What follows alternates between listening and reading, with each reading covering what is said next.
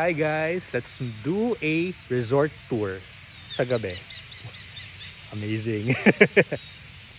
So, that's the function room. That's where we have our breakfast, lunch and dinner, merienda, ganyan.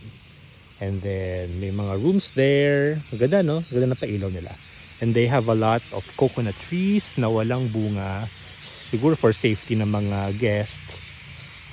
Interesting tong tree na to, yung may ilaw na yan, because it has a lot of birds on it right now.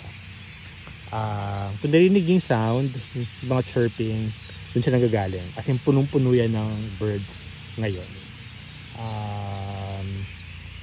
This is where our room is. So, dun yung suite. And ito, this is their Elphaba hut. Keme. Kasi diba mukhang Elphaba hat. So hut, hat, wait ko doon. And then behind it, yun yung beach. Takbo tayo.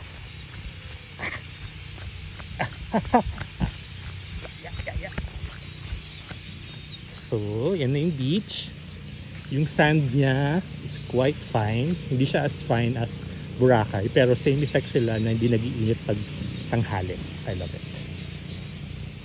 So, there we are at Anvi Resort in Glan, Sarangani.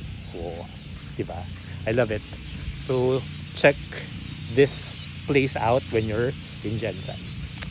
Ayun na po guys. Happy dinner!